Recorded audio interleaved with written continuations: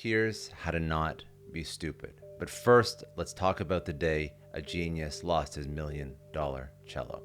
Yo-Yo Ma, arguably one of the greatest cellists, musicians in history, was standing on a New York City sidewalk realizing that he just left his $1,000,000 cello in the trunk of a cab.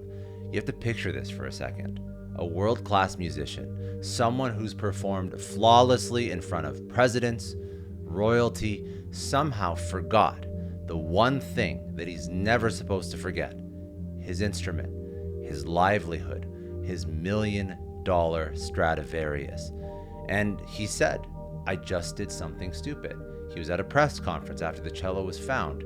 He said, "I was just in a rush." Now, this is what's so interesting about this story.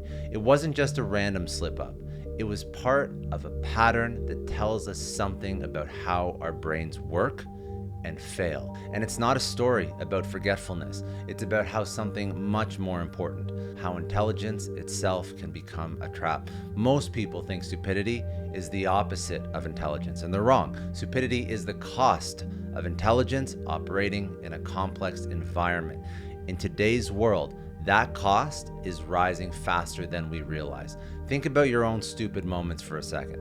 The crucial email you completely missed even though it was right at the top of your inbox. The obvious solution that you overlooked because you're too focused on everything else. The clear warning signs you dismissed because you were in a rush. These are not failures of intelligence. They're failures of a totally different kind. And once you understand what's actually happening in your brain, you can protect yourself against them. And this is going to impact every single part of your life. But first, let's talk about the hidden triggers of stupidity. Adam Robinson, he's an international chess master. He's a founder of the Princeton Review.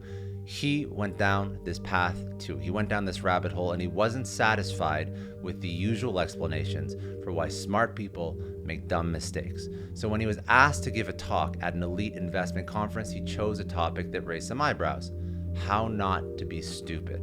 And what followed was months of rigorous research into all these scientific blunders, military disasters, business catastrophes. He studied magicians who engineered confusion, con artists who manufactured mistakes. He was hunting for a pattern, some hidden thread that could explain why intelligence fails us.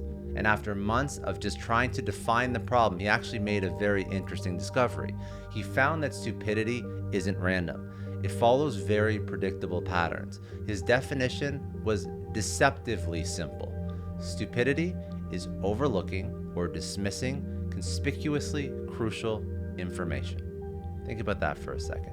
Stupidity is overlooking or dismissing conspicuously crucial information. So it's not about what you don't know. It's about missing what's right in front of your face. That report that you skimmed too quickly, the warning sign that you sort of waved away, that gut feeling that you ignored. And what makes this really interesting is that the smarter you are, the more vulnerable you might be to this kind of failure, to this kind of stupidity. Think about it for a second. It's not about missing hidden clues or solving complex puzzles. It's about missing what's right in front of our faces. And through his research, Robinson identified 7 specific triggers that make us stupid. These aren't just theoretical. They're backed by decades of research into human error, from military disasters, medical mistakes, scientific mess-ups. Here they are, and I want you to notice how many of them show up in our daily life. So the first one is being outside of your normal environment. Then, number 2, being in the presence of a group. Number 3, being in the presence of an expert or being one. Number 4, doing any task that requires intense focus. Number 5, information overload. Number 6, physical or emotional stress. And number 7, rushing or a sense of urgency. These are the 7 triggers of stupidity. So if these things are happening, there's a chance you could make a mistake. Now, what's really terrifying is that you don't need all 7 of them to make these catastrophically bad decisions. Even 2 or 3 can be enough to compromise your judgment. Remember Yo-Yo Ma's $1,000,000 mistake? He hit 3 triggers. So he was outside his normal environment. He was in New York instead of Boston. He was rushing to an appointment, and he was preoccupied with being late. 3 triggers, $1,000,000 mistake. But what gets really interesting and scary is where Robinson's research becomes vital for understanding our own cognitive blind spots. But to show you how terrifying this is? This isn't just about $1 million. This is about life and death. Let's talk about hospitals for a second. These 7 triggers show up all the time. And what happens? Well, in the US, hospitals, places filled with brilliant, highly trained professionals, human error causes between 210,000 and 440,000 deaths every year. Let that sink in for a second. That's not injuries, that's deaths. It makes medical error the 3rd leading cause of death in America, right behind cancer and heart disease. Now, why? Because hospitals are the perfect storm for Robinson's triggers. Doctors working outside of normal hours, team dynamics affecting decisions, the pressure of being the expert, intense focus required for procedures, constant information flow, physical fatigue, and always the rush of urgency. All the triggers happen in hospitals, a place where it is literally life and death. And the important thing to understand is that these are not bad doctors. They're good doctors in bad conditions. Their intelligence isn't failing them. It's their environment that's hijacking their intelligence, which is causing stupidity. And the same pattern shows up in aviation. The worst aviation disaster in history didn't happen in stormy weather or because of complex mechanical failure. It happened on a clear day on the ground when 2 planes collided at an airport, nearly 600 lives lost. And you want to know what the pilot was doing right before the crash? Racing through a checklist. Think about that for a second.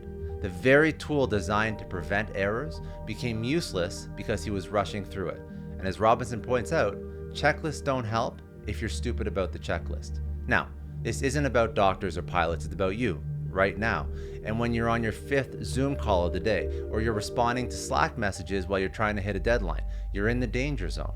When you're working remotely outside of your normal environment, when you're dealing with team pressure, group dynamics, when you're racing to meet deadlines, there's urgency. When you're juggling multiple projects, there's information overload. You're in the danger zone. Also, the way that we work, the way that we live, this always on environment. According to Robinson's research, pulling an all-nighter gives you the motor control and reflexes of someone who's legally drunk. But our society, we champion powering through hustle culture. We laugh about it. We almost brag about marathon work sessions. We wear our sleep deprivation like a badge of honor, but your brain doesn't care about your hustle culture mantras. It operates on biology, not motivation. So what really happens when we ignore these limits? Plus, we're in an environment that is conducive to us making stupid mistakes. Well, our brains have a processing capacity that's remarkable, but also limited. So we can solve complex mathematics, we can solve equations, we can create art, we can navigate social relationships. But if you try to do that all at once, everything falls apart. And this is why the 7 triggers of cognitive collapse become exponentially more dangerous when combined with our always-on society and always-on hustle mentality. Think about multitasking, something that we all think we're good at. Robinson's research shows that talking on a Bluetooth headset while driving doubles your accident risk. And having a passenger in the car, it also doubles your risk. But there's a difference because a passenger sees the traffic and stops talking. Your Bluetooth keeps going, flooding your brain with input that we can't handle. You've just stacked, in that particular situation, multiple triggers. Time pressure from the drive, social pressure from the call, complexity from managing both simultaneously. And when you're constantly juggling Slack notifications and email threads and family responsibilities and endless decisions, living in that always-on 7-trigger world, your brain starts making micro trade-offs. You don't even notice them. It's not just about the immediate task anymore. It's about your brain trying to manage this endless stream of demands while dodging cognitive collapse. And each decision triggers a cascade of compromise that transforms how you perceive reality. So let's talk about that driving example. So first, if you have all these things going on in your life, you haven't slept, you're always on, you have work pressure, family pressure, time pressure, your visual field while you're driving literally narrows. It's like trying to watch a movie through a paper towel tube. You can see what's directly ahead, but your peripheral vision starts to go dark. So that car merging from the right, your brain might register it a crucial half second too late. And then your reaction time splits. So when you're fully focused and there's no garbage in your mind, your brain takes about 250 milliseconds to react to a sudden event. A complex conversation about next week's presentation, that reaction time doubles. It's like trying to catch a ball while solving a math problem. But where it gets really interesting, the more intelligent you are, the more you overestimate your capacity to handle the overload. So your brain in this driving example, it's running at its limits, it starts making these classic stress-induced mistakes. So first, you're going to misjudge distances and speeds, and then your frustration from your work conversation is going to bleed into your driving decisions. There's going to be an emotional trigger. You're going to start to miss exits or traffic signals because your brain is buffering in between tasks, and then you're going to fall back on automated responses even when the situation, the driving, the danger in front of you on the road, it requires something different. This is why Robinson points out you instinctively turn down the radio when you're lost. Your brain knows something most of us ignore. It has limits. So when that radio goes down, you're not just reducing noise, you're freeing up crucial processing power that your brain desperately needs. I want you to think of your cognitive capacity like RAM in a computer. Just like opening too many browser tabs eventually crashes your laptop, pushing past your brain's processing limits doesn't just slow you down, it fundamentally changes how you perceive and react to the world around you. And just like crashing a computer, by the time you notice a problem, it's usually too late. Now, what do? Let's hope that we don't get into a situation where we're driving and that's when our cognitive abilities are decreased. We're hoping that right now you're not driving, you're going to avoid how to deal with all of these triggers. Now I gave you all of these life and death scenarios, the doctors, the plane, driving your car, but in all reality, these are just to show you how serious it can get. In our day-to-day, we're not dealing with life and death situations, but we still have to know how to deal with all of these triggers because we can't avoid them. We can't opt out of modern life, but I can guarantee you if these triggers and your environment are impacting your ability to drive, they're impacting everything you do, including that harmless Zoom meeting that you're going to jump on in 10 minutes. Now, we can't opt out of modern life, but we can be smarter about how we handle high-risk cognitive situations. So this is what Robinson's research suggests. First, you have to recognize that these factors are additive. So one trigger, you can probably handle it. 2 or 3 at once, now you're in danger territory. And if you have all 7, you're virtually guaranteed to make big mistakes. Second, understand that awareness isn't enough. The pilot in that aviation disaster, he knew he was rushing. Yo-Yo Ma knew he was late.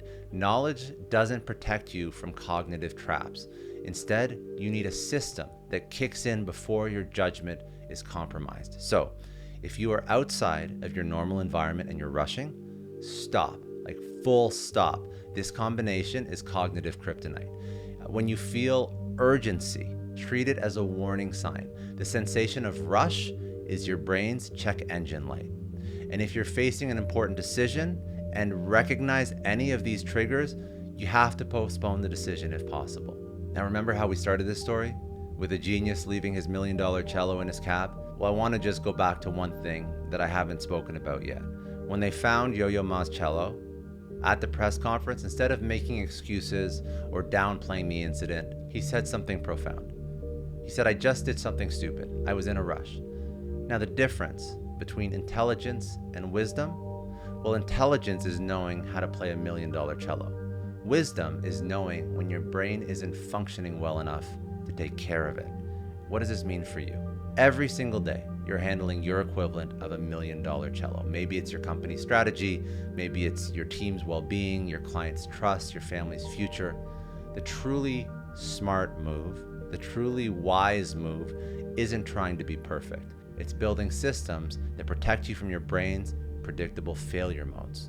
For the next week, when you feel yourself rushing, treat it as a warning sign, not a sign to speed up, but a trigger to slow down.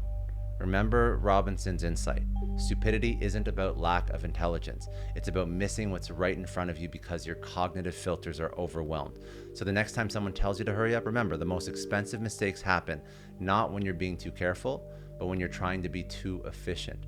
Because the truth about excellence, it's not about never making mistakes. It's about respecting the conditions that make mistakes inevitable and having the wisdom to change those conditions before they change your future. And the next time you find yourself rushing, ask yourself, what's more expensive, being 5 minutes late or making $1 million mistake?